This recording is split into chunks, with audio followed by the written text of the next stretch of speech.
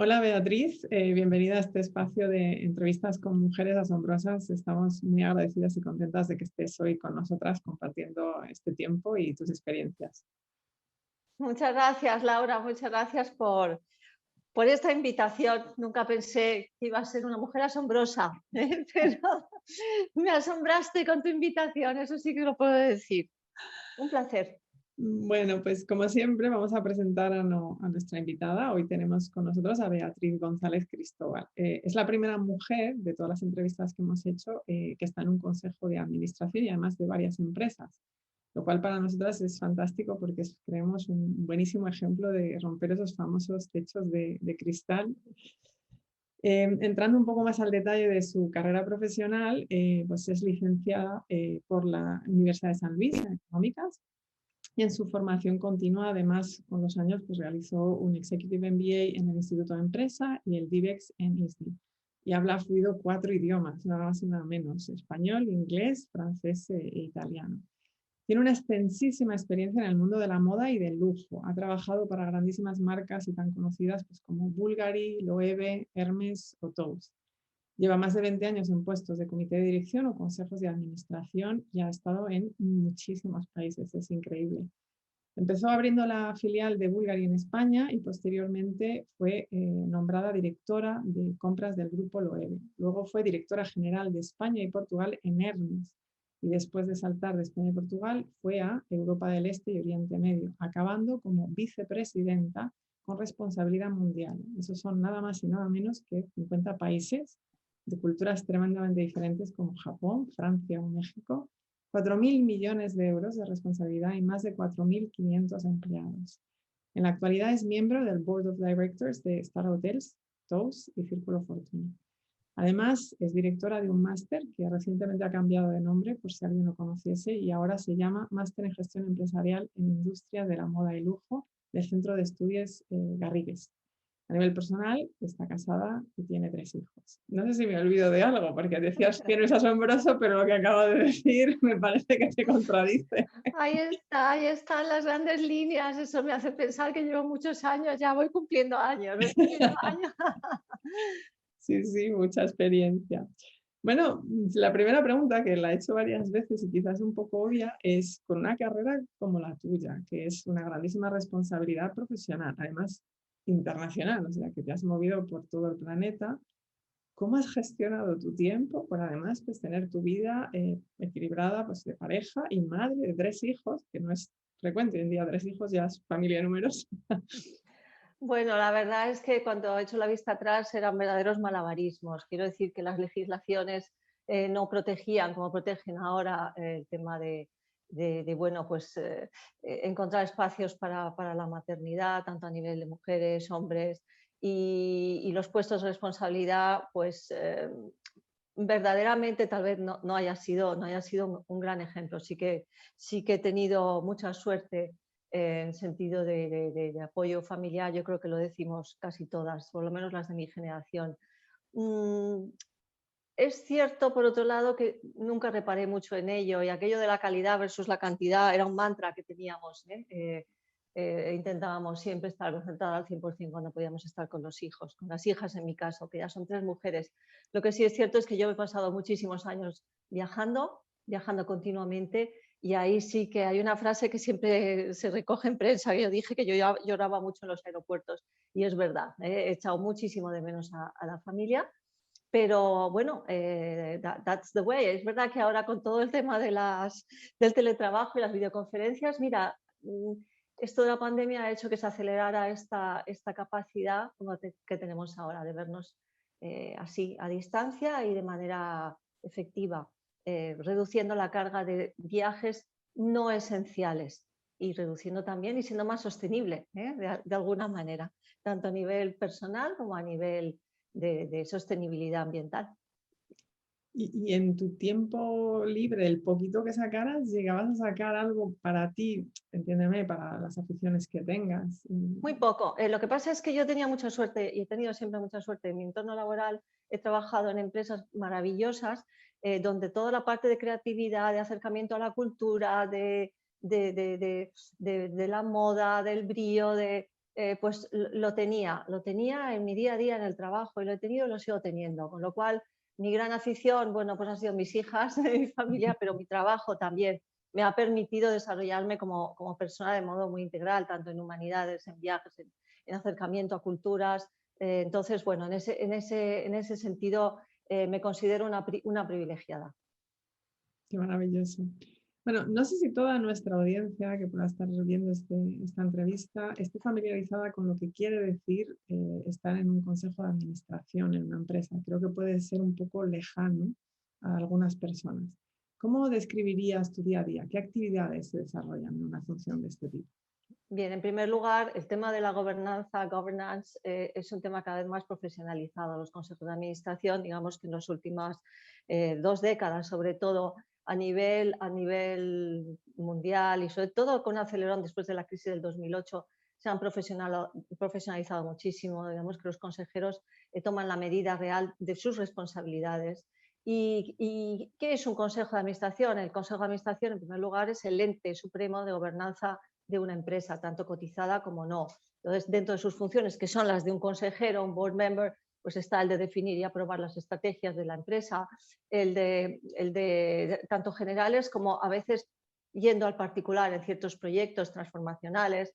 Se tiene que diseñar también la organización, la estructura organizativa de la empresa, determinar la asignación de los diferentes recursos para los grandes proyectos.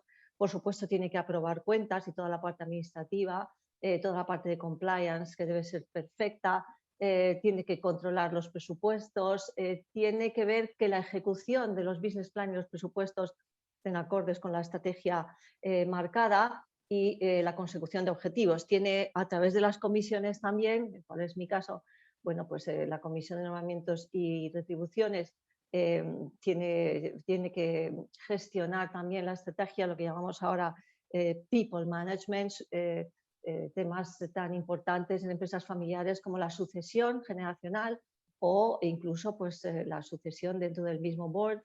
Luego están las comisiones de auditoría y compliance, importantísimas, también formo parte de ella. Y bueno, es un trabajo coral muy bonito, con mucha responsabilidad. Y yo creo que es muy completo. Tiene una dificultad y es que al haber sido ejecutivas y ejecutivos muchos años, tienes que mantenerte en ese paraguas de consejo, de guiar, pero no de ejecutar. Tenemos siempre esa tendencia a decir, yo lo haría así. Ya no eres un board member, no eres un directivo. Entonces, bueno, pues ahí está ese equilibrio, pero eso es, digamos que tanto en el mundo de la gran empresa como en el mundo asociativo, como puede ser la Asociación de Creadores de Moda de España o, por ejemplo, el Círculo Fortuny, a cuyo board pertenezco. Entonces, si entiendo bien esto último que estabas explicando, y pues para ahondar un poco en esta explicación, ¿es un trabajo más de influencia y supervisión que de acción directa, por lo que estás diciendo? Hay una gran parte de acción, puesto que se definen las estrategias, y de decisión, pues, puesto que se aprueban las mismas y también los business plan o la entrada, por ejemplo, de un accionista minoritario o la venta o la recompra. Verdaderamente hay decisiones muy importantes, pero siempre, y por lo menos esa es mi visión, hay que tener presente que uno tiene que acompañar a los directivos de la empresa o a la familia propietaria. No puedes sustituirte a ellos. Yo recuerdo en mis funciones de ejecutiva en las varias multinacionales, también pertenecía como board member, executive board member, que también puede ser, pues a muchos consejos de administración en países tan diversos como podrían ser Emiratos o México, Indonesia, Japón. Y de alguna manera a veces los external o independent board members venían con esa carga, ¿no? De esto hay que hacerlo así.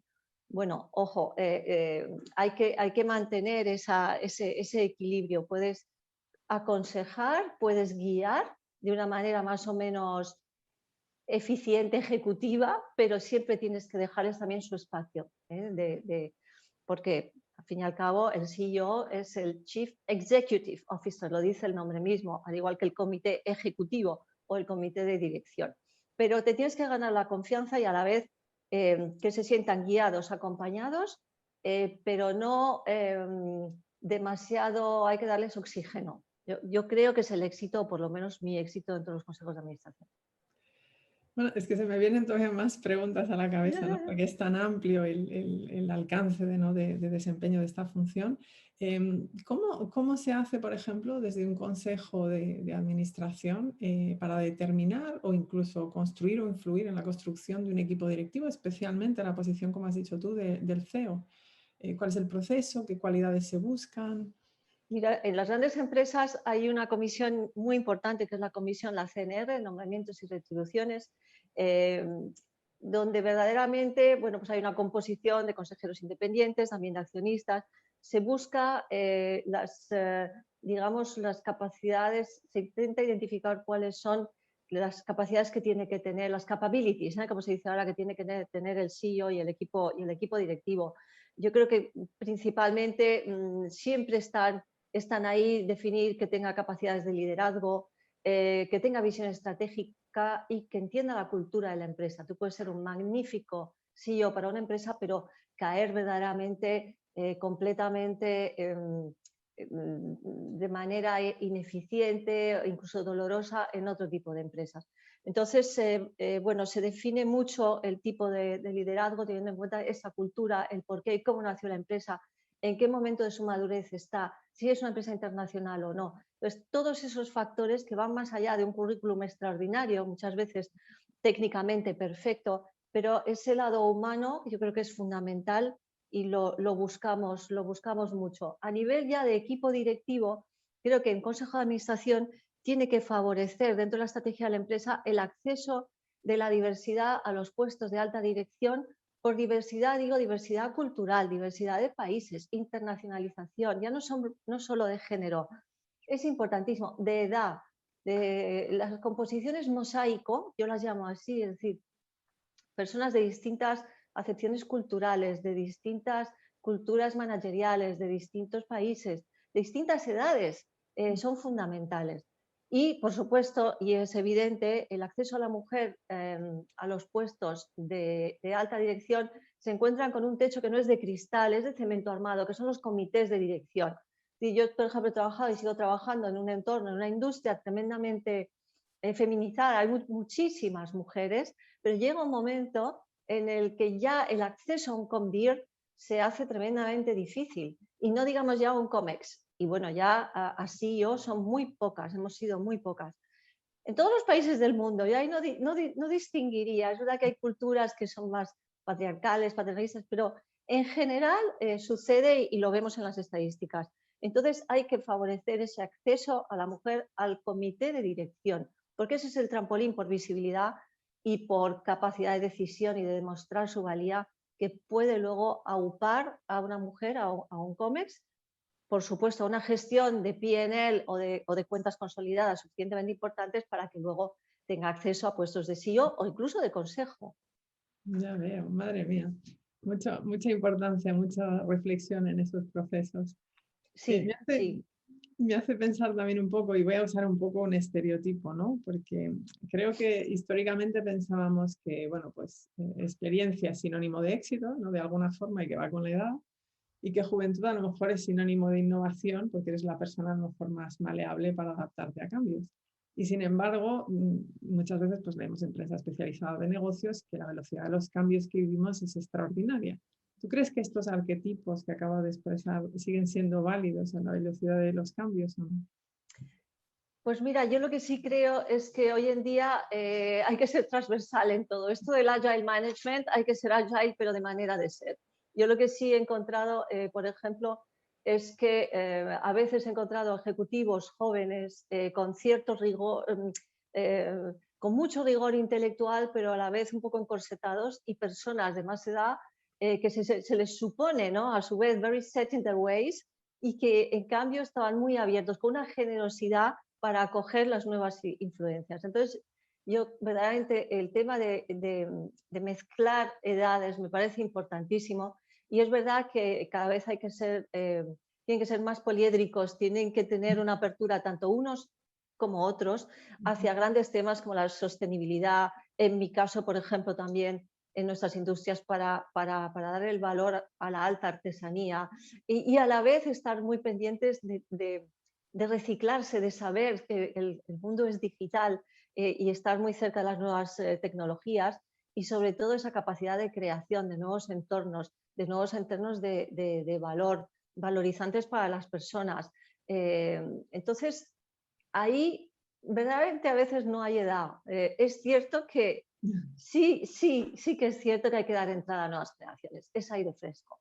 En mi función de profesora o directora de un máster tengo esa gran suerte de estar cerca de la juventud, o de mentora de nuevas generaciones, como me ha sucedido en Hermès o incluso en Tous.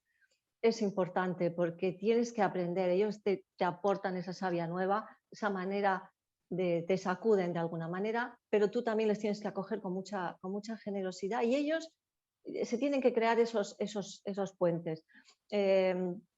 Creo que la sociedad actual y los nuevos ejecutivos tendrán que tener en mente que hay dos polos, que es la parte tremendamente tecnológica y la parte tremendamente valorizante de todo lo que es manual y creación, y ahí vuelvo a la artesanía.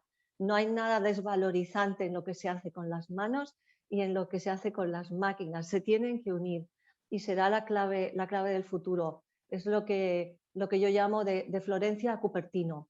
Importantísimo. Entonces, bueno, intento siempre que funcione así dentro de los equipos, de las empresas en las que participo, las asociaciones o patronatos, y por supuesto en la universidad, en el Centro de Estudios Garrigues. Siguiendo también en la construcción de la diversidad, y vuelvo a usar estereotipos, se asocia quizá a lo mejor el liderazgo masculino más a la agresividad o al atrevimiento, y a lo mejor el femenino más a la conciliación y a la moderación, ¿no? ¿Esto es una traba o una ventaja, los estilos en acceso precisamente a esos puestos de muy alta dirección en las empresas? Yo creo que es más una traba. Verdaderamente he conocido, es verdad que la mujer tiene tal vez esa capacidad de generar consenso, pero depende mucho de las personalidades. A veces mujeres que han luchado muchísimo para llegar muy, muy alto, y que tienen esa parte un poco de, bueno, pues también de cerrazón, ¿no? De no dejar. Yo creo que siempre hay que construir consensos, tanto hombres como mujeres, en fin, en general. Ahora además estamos hablando de liquid gender, o sea, va mucho más allá de los géneros, y creo que sí que es un estereotipo, a mí no me gusta, y además he visto que se ha roto en muchísimas ocasiones y en muchos países, y en culturas tan diversas, repito, como los países árabes, los países del Golfo, donde he trabajado muchísimo y he visto esa capacidad extraordinaria de las mujeres de generar, y de los hombres también de empujar, o Japón, Corea. Recuerdo que cuando fui nombrada responsable de toda, bueno, pues a nivel de la distribución mundial, y tenía responsabilidad directa sobre Corea, sobre Japón, bueno, pues no dejaba de ser sorprendente para ellos, pero siempre he trabajado muy bien y con todos los equipos. Sí he podido, en algunas culturas sí que he favorecido un poco esa visibilidad de la mujer, pero la valía es la valía. Sí, para mí no tiene género. Otra pregunta también sobre un poco los liderazgos a tan alto nivel, y permíteme la analogía militar un poco, ¿no? Pero los generales, ¿dónde deben de estar? ¿En la vanguardia con las tropas o en la retaguardia con los estrategas? Yo creo que los generales tienen que estar para absorber el choque también, para absorber el estrés. Es decir, el general tiene que marcar la estrategia, tienen que saber hacia dónde vas, porque si no, eso es lo peor. Lo peor son estos ejecutivos, altos directivos o CEO, que en vez de mirar a largo plazo una estrategia, son muy cortoplacistas, que es uno de los grandes peligros. Entonces yo creo que el general tiene que marcar la vía, el objetivo claro, tenemos que avanzar, ya no digo ganar, avanzar, y luego tiene que tener esa capacidad de zoom que le hace ser un referente. Es decir, si un general ha pasado por muchas etapas y ha pasado por mucho trabajo de campo, se hará respetar más que si ha sido simplemente una persona, bueno, pues digamos que ha estado siempre en un entorno mucho más confortable, cerrado o de oficina. Me explico. Cuando tú, en mi sector, por ejemplo, cuando tú abres una filial o abres un país o abres una zona, si tú antes has tenido responsabilidad de tienda, has estado frente a clientes, has comprado colecciones, has visto cómo se diseña una colección, has visto la dificultad de generar consenso entre los creativos, diseñadores y entre los compradores o el equipo de marketing. Cuando tú luego estás arriba, tendrás mucha más credibilidad y te seguirán y serás más generador de consenso. Si tú simplemente eres más teórico, difícilmente, porque, repito, tienes que jugar en dos niveles, en el nivel intelectual, en el nivel de avanzar, de dar las instrucciones, más que las instrucciones, las indicaciones claras, y a la vez de ser capaz, en un momento de Zoom, de entrar en batalla, de decir, bueno, nos hemos quedado sin director, vamos a ayudar. Mira, yo he hecho muchas vitrinas, he ayudado a vender en Navidad, a los financieros en cualquier país del mundo los bajaba en Navidad a todos a vender on the floor, y creo que es fantástico porque esa infantería, ese cuerpo a cuerpo con el cliente es el que te enseña de verdad lo que es la empresa y el por qué. Esto del customer centric o customer centricity es muy bonito, pero cuando bajas on the floor, ahí te das cuenta, no estás parapetado por ninguna pantalla, ahí tienes que jugar en tu psicología, y yo creo que es fundamental. Los dos campos. También siguiendo en este tipo de roles, me puedo imaginar que no son siempre, porque a veces se puede tener esta idea ingenua de que es todo fácil y muchísimo menos. El ejemplo pues, más obvio que han vivido todas las empresas en el planeta el último año pues, ha sido la crisis del COVID. Entonces, cuando tienes situaciones donde hay tantísima incertidumbre, me puedo imaginar que hay divergencia de opiniones, porque hay gente pues, que a lo mejor ya solo por carácter puede ser más optimista o pesimista en lo que va a pasar en los próximos 6 a 12 meses. ¿Cómo le puedes pasar un mensaje a un CEO, por ejemplo, de no veo esta estrategia que vaya por ahí, porque volviendo quizá al relacional y al juego de influencias, no debe ser fácil. No debe ser fácil porque al ser ejecutivos pues tienen esa capacidad de acción, esa propensión a la acción. Una vez más hay que recordarles el largo, medio plazo y el corto plazo. Digamos que cuando hablábamos antes del general, el general tiene que absorber ese impacto, tiene que absorber el estrés para no ser un generador de estrés de arriba abajo, que es lo peor que puede pasar en las organizaciones. A nivel de consejo de administración es un poco el mismo rol, pero aún más. Es decir, cuando vienen cataclismos reales, por ejemplo, yo siempre recuerdo los días 11, el 11S, el 11M y el 11M de Fukushima. Son tres momentos que me han marcado mucho a nivel empresarial y en puestos de dirección, y luego, bueno, pues posteriormente esta pandemia en puesto de consejo de administración. Entonces creo que uno de los primeros mensajes parece muy fácil, pero intentar mantener la calma, porque cuando vienen mal dadas, ahí ves claramente quién se agita, quién agita a los demás, se genera muchísimo, quién pierde el foco, y se genera mucha pérdida de energía, mucha pérdida de eficiencia.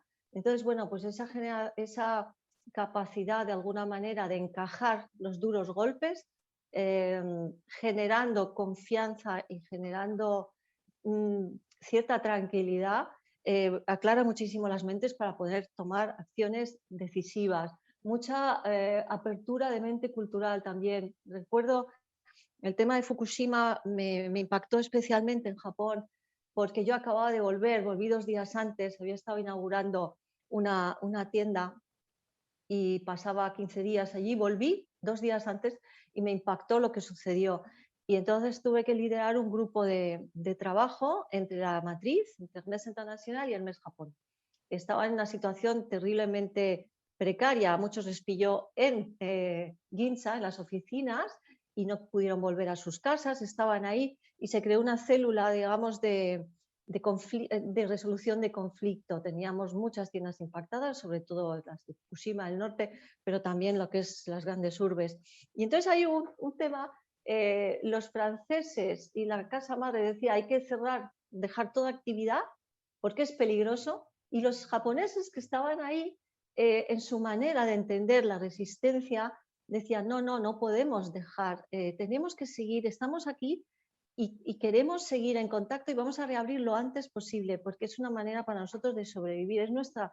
Entonces, bueno, pues estar entre las dos posiciones y conseguimos un acuerdo intermedio sin poner peligro, por supuesto, la vida ni de nuestros, pero dejarles respirar a su manera. Entonces, ahí esa confianza, muchas veces trabajando en el ISDI con todos los profesores, al final te das cuenta que incluso en el mundo digital la confianza va a ser algo fundamental. Bueno, pues en el mundo del trabajo o cuando vienen grandes golpes verdaderamente importantes, o el de la pandemia este año, cómo mantener la confianza de las tropas en la empresa, cómo decirles que estás ahí, aunque sean situaciones dificilísimas. Creo que es clave, cómo aportar soluciones y no aportar nerviosismo. Y bueno, creo que no se me ha dado mal. No, no, ha sido completísima, por favor. Me hace pensar en un tema que estabas sacando con el ejemplo de Fukushima, ¿no? Que no solo por la dureza, sino por el aspecto cultural. Tú, por tus vivencias profesionales y experiencias, justamente has tenido trabajos o posiciones con países muy diferentes. No es a lo mejor que las hay diferentes, que es más cercana, como puede ser en Europa, o sea, Oriente Medio, Japón. ¿Cómo aconsejarías o cómo has vivido ese acercamiento de posiciones culturales, el facilitar la buena colaboración? Porque son realmente distantes en muchas Sí. cosas. Sí, bueno, claro, ahí es lo que te decía, que la inquietud cultural es muy importante. Cuando uno va a enfrentarse con una filial nueva o abrir un mercado, como por ejemplo los países del Golfo, donde tienes pues, comportamientos que son tremendamente, de un lado atávicos, pero maravillosos también, como el respeto por la familia, el respeto por los mayores, toda una serie de ritmos y de cadencias, y luego el siglo, yo siempre decía que era el siglo XXII, porque ellos se proyectaban sin ningún miedo para generar grandes entornos como han hecho, como Dubái, Abu Dhabi, con sus luces y sombras, pero también, bueno, pues oye, hazlo tú, ¿sabes? Verdaderamente han sido impresionantes. Yo creo que hay que tener esa humildad de intentar aprender todo lo posible sobre la historia. Creo que soy una apasionada de la historia, se estudia muy poco la historia, muy poco, y habría que estudiarla muchísimo más para no repetir errores. La historia de esos países, las culturas, qué es lo importante para no meter la pata. Dicho así de bote y pronto. Y entonces lo he intentado siempre. No ir con esa especie de superioridad cultural del hombre o de la mujer occidental. Me he intentado poner siempre en su lugar, he intentado leer, he intentado entender, he intentado los ritmos. No son los mismos los ritmos en Japón que en China, que en Qatar. ¿Y por qué no puedes llegar con tu ritmo occidental, pretender que vas a cerrar una reunión o llegar a un acuerdo a la misma velocidad o de la misma manera? No se puede empezar una reunión en Oriente Medio entrando directamente al grano. Tienes que preguntar por la familia. Hay una serie de protocolos culturales que son fundamentales. En cambio, en el mundo anglosajón es distinto. Let's go down to the matter, y son fabulosos también. Francia es un país donde todo, ellos llaman lo de la formalización de la pensée, es decir, que cualquier decisión muchas veces tiene que estar estructurada, racionalizada, formalizada, de ese modo cartesiano de pensar. Y en cambio, pues en nuestros países, Italia, España, somos a lo mejor más creativos en momentos de riesgo, y es fabuloso. En Estados Unidos tienen esa capacidad de bouncing back. Nunca hay una derrota completa. Volvamos a empezar. Let's make things happen. Hagámoslo. Eso me encanta de la cultura anglosajona, de trabajar en Estados Unidos. Pues yo creo que esa es la manera. Intento también compartirlo con mis alumnos, y es fundamental intentar entender el país, intentar leer, documentarte, no ir solo con shallow information. Eso es muy típico de hoy en día. Sí. No, sí, intentar verticalizar la información, intentar ponerte en su lugar. Y yo creo que así muchas veces se consiguen negociaciones extraordinarias. Yo a veces digo que hay que ser como una aspirina, hay que deshacer los blood clots, hay que fluidificar, y siempre se encuentra los trombos, hay que deshacerlos. Y a veces simplemente por una falta de comunicación, y se llega a acuerdos. De todas estas experiencias que indicas, ¿ha habido alguna que te haya marcado especialmente en el extranjero? Bueno, es verdad que cuanto más exótico era el país, pues en el fondo más conciencia de tu, no vulnerabilidad, pero sí yo iba despacito, despacito creciendo, nunca he llegado intentando imponer, y creo que es verdad que, bueno, pues cuando tuve que negociar pues la filial de la compra rusa que recompramos, hemos recomprado muchas filiales a nivel internacional que fueron desarrolladas por grandes familias y que luego, bueno, pues llegó un momento de madurez del mercado donde tanto Hermès como otras empresas o Loewe o Bulgari recompraba. Entonces tenías que tener ese punto de agradecimiento hacia esas familias fundadoras desde hace algunas desde el siglo XIX y decirles que les aportabas, pero una nueva etapa, pero respetando. Es verdad que Rusia me impresionó muchísimo. Me ha impactado mucho todo el trabajo en Bahrein, en Qatar, en Kuwait, donde iba verdaderamente con un equipo muy ligero y en avanzadilla, en primera línea. Asia es extraordinaria, poliédrica, tengo una preferencia tal vez cultural con Japón por esa capacidad que tienen una vez más de aunar lo más tradicional con lo más vanguardista y siempre con la misma atención al detalle. México me apasiona, viví allí un terremoto, con lo cual ya cuando vives un terremoto en México parece que vives una experiencia, es así que es cultural y impresionante, en pleno Consejo de Administración, eso une mucho. Pero bueno, siempre me ha gustado. También a veces descubres maravillas simplemente pues abriendo una nueva tienda o llegando a un acuerdo de franquicia en España, en Italia, no hay que ir muy lejos. Hay maravillas por todas partes. Viendo tu carrera, has dado para mí, o sea, desde fuera, dos saltos muy importantes. El primero, obvio, por la trayectoria de haber llegado precisamente a esos niveles de puestos de dirección, pero me atrevería a decir, el segundo, si me lo permites, un poco doble esfuerzo por tu generación. O sea, me da la sensación que has abierto brecha para mujeres precisamente que han venido después. ¿Qué consejos darías a las mujeres que quisieran seguir o llegar a una posición como la tuya profesionalmente? Verdaderamente es verdad lo de la generación, porque hoy en día, bueno, pues son tiempos duros, son tiempos duros para la juventud. Ninguna generación lo tiene completamente fácil y la generación post pandemia, diría yo que la generación después del 2008, nos dio un crack, no lo olvidemos, fue el crack más importante desde el 29. Ahora con la pandemia, verdaderamente hay dos impactos tremendos. Y nosotros tuvimos otras dificultades. Sí, es verdad, abrir brecha.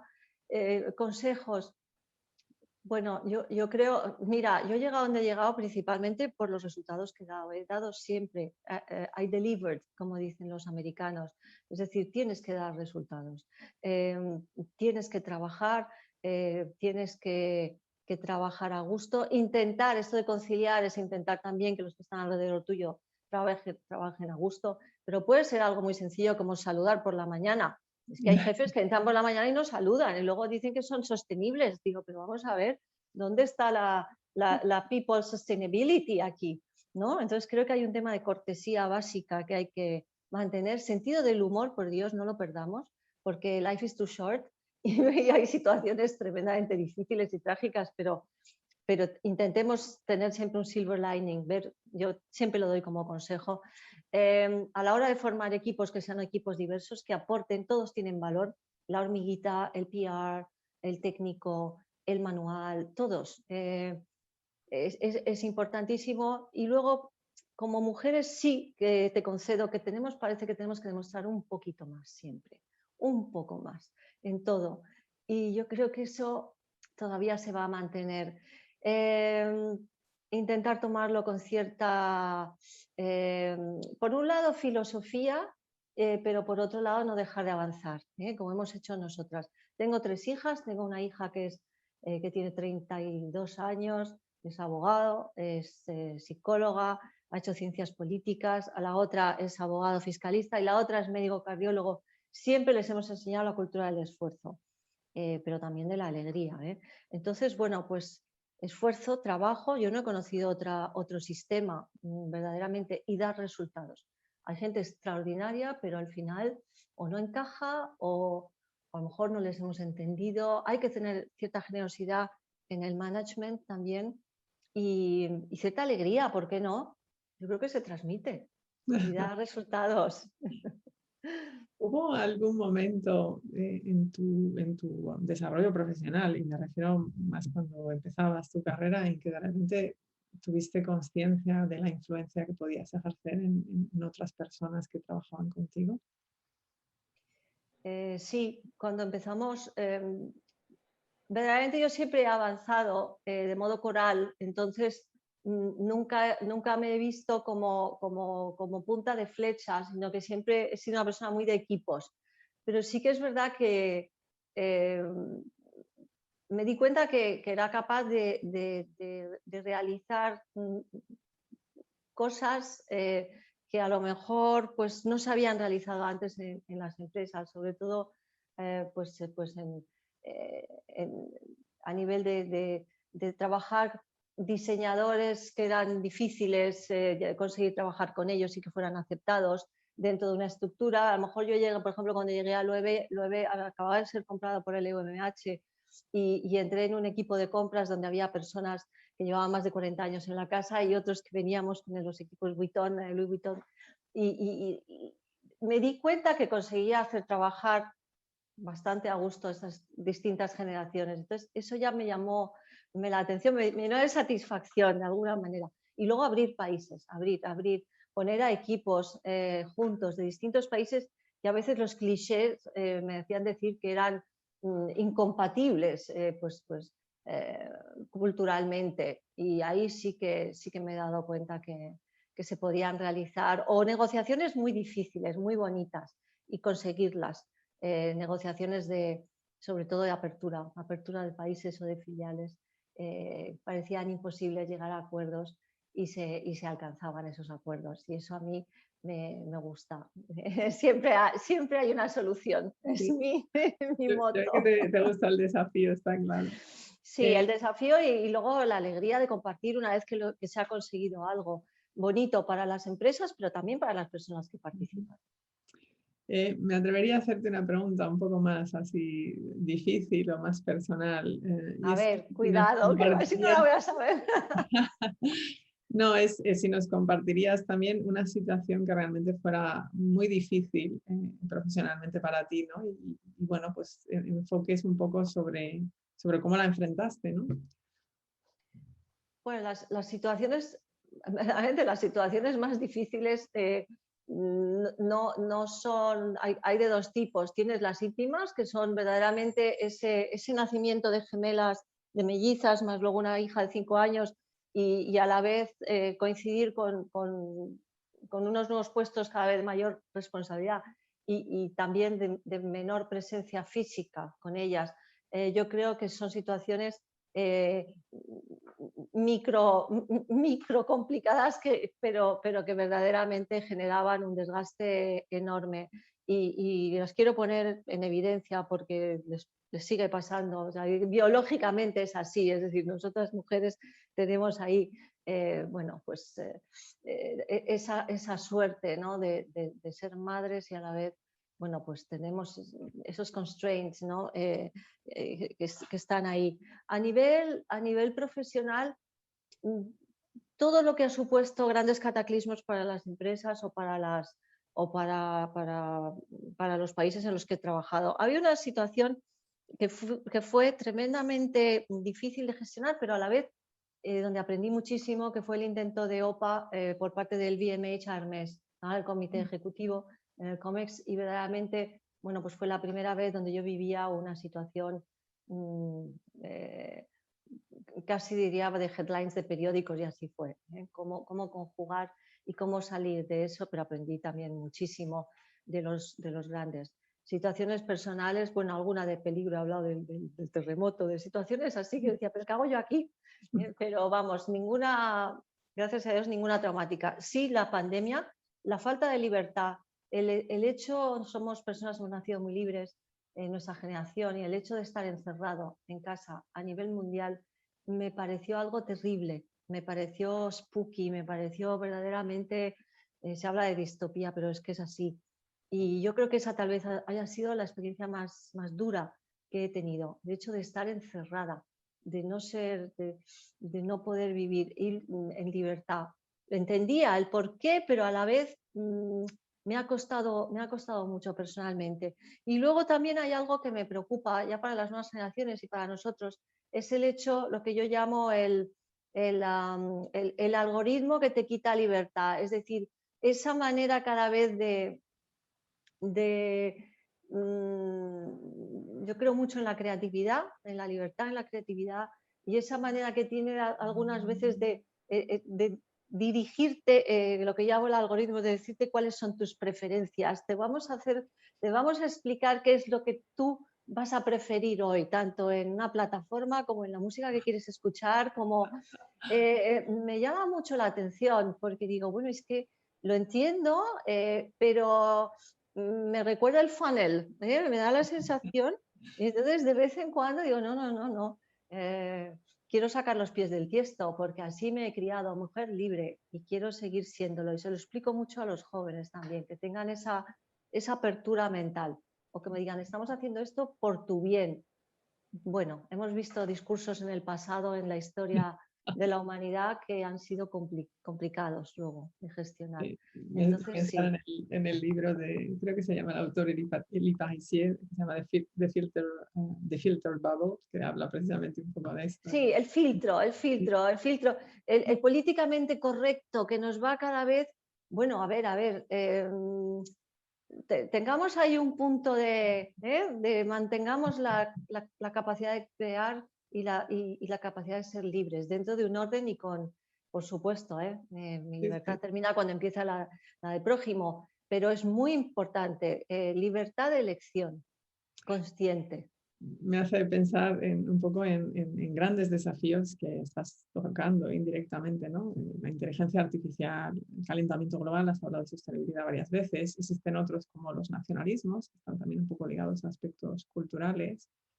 Y al final en posiciones como las tuyas van a cobrar probablemente pues, cada vez más importancia, porque evidentemente tenéis un peso decisional muy, muy importante. Y de alguna manera determináis esos posibles futuros en qué se puede traducir, que, bueno, que haya ese filtro o que no haya ese filtro. ¿Cómo ves que evolucionarán nuestras habilidades en este sentido? Pues para crear bueno, sé que suena cliché, pues un futuro mejor. Bueno, las habilidades, evidentemente soy una apasionada de esta nueva era, y creo que tenemos muchísima suerte de estar viviéndola. Fíjate que las posibilidades que nos abre, que son infinitas, en tiempo real, en tiempo virtual, en todo el tema de inteligencia artificial aplicado a la mejora científica, a la predictabilidad, pero en buen sentido, pues es fabuloso. Todo ello es un mundo que parece que no tiene fronteras, que parece que todo es posible. Pero claro, cuando nos hemos visto encerrados, de repente teníamos una posibilidad inmensa y sin fronteras, y por otro lado, físicamente estábamos encerrados. Entonces yo creo que de ahí tenemos que sacar algunas enseñanzas. Creo muchísimo en todos los avances. Verdaderamente, algunos de tipo bioético me preocupan un poco, pero me preocupa un poco el sentido de la falta de información, que a veces ahí sí que creo que hay poca verticalidad en la información que se comparte. Entonces se pueden tomar decisiones tanto a nivel institucional, político, países, grandes decisiones, tal vez no a la ligera, pero sí sin ahondar, tal vez, creo yo, o a lo mejor basándonos demasiado y solo en la técnica. Yo pienso mucho en los grandes descubridores del Renacimiento, en los grandes, cómo iban, ¿no? Ese flair, esa manera, esa creatividad. Entonces, creo que en el mundo futuro esto no tiene que faltar. Creo que para ello, por ejemplo, tenemos que seguir enseñando humanidades en los colegios. Es fundamental. El gran catedrático italiano Nuccio Ordine, de la Universidad de Puglia, que es un referente, y siempre dice, hay un libro maravilloso que es de la utilidad de lo inútil. Y es un librito pequeñito, se lo doy a todos mis alumnos, por favor, no perdamos esa dimensión de humanismo que nos hace tan grandes y que a veces es inexplicable. Los grandes filósofos, cuando tú escuchas una sinfonía una coral de Bach, dices, bueno, pero esto nos acerca, ¿no?, al infinito. Entonces, por un lado, nos acercamos al infinito con la inteligencia artificial, el IoT y todo, y por otro lado, también esa manera que tenemos de elevarnos como seres humanos que somos. Que somos capaces de crear, eso es fabuloso, y de crear belleza. Como decían los filósofos griegos, ¿no? Lo bello es lo bueno y lo bueno lo verdadero. Entonces, bueno, pues ahí jugar con esas dos dimensiones para el futuro, la muy técnica, fabulosa, extraordinaria y la artística. Y van de la mano.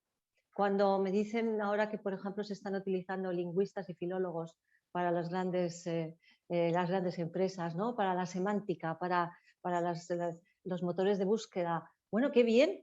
Parecía que eran carreras que iban a caer en el olvido. Grandes matemáticos y grandes filólogos. Eso es lo que yo quiero para el futuro. Es maravilloso, sí, sin duda. Vuelve a ser un tema de diversidad en el más amplio aspecto y en la mejor definición. Una última pregunta ya para cerrar nuestra entrevista. ¿Qué mujer sería para ti un referente en tu vida y en tu carrera profesional que quisieras compartirnos? Bueno, hay muchas. Creo que todas ellas han sido, sobre todo de generaciones anteriores, ¿no? Han sido grandes luchadoras. Si yo lo he sido, imagínate. Sí, Cuando hay que recordar que el derecho de voto de la mujer es muy reciente en algunos países occidentales, incluso como Francia, o abrir una cuenta bancaria, y nuestras madres no podían, por lo menos la mía. En fin, hay mucho camino por recorrer y hemos hecho mucho. Pero hay algunas mujeres que me llaman poderosamente la atención. Yo, pues, por citar una, está Simone Veil. Simone Veil, que ha sido la primera, bueno, primera mujer presidenta del Parlamento Europeo, ministra en Francia.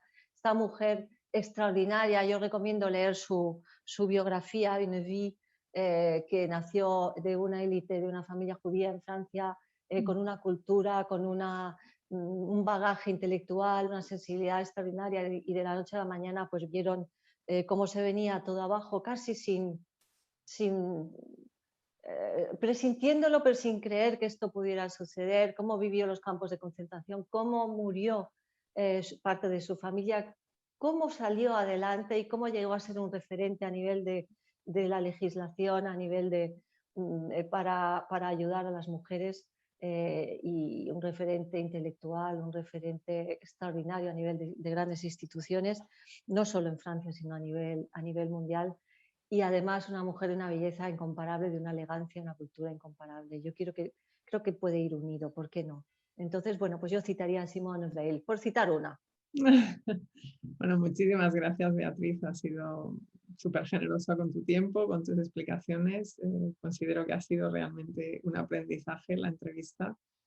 Y bueno, de nuevo agradecerte esta oportunidad de poder pasar este ratito con nosotras. Gracias a ti, Laura, a todos los que estáis detrás de Asombrosa. Me parece una iniciativa preciosa y bueno, por haber pensado en mí, pero verdaderamente con muchas ganas de seguir en contacto y que pueda ser, y lo será, útil y referente para mujeres, para chicas, para nuevas generaciones, worldwide. Hay que hacer la versión en inglés ya. Te tomo la idea. Hablo con nuestra fundadora Minerva. Mañana tenemos una reunión de trabajo, o sea que vamos a hablar de eso. Enhorabuena, Minerva, de mi parte también. Gracias, Laura. Muchas gracias. Gracias.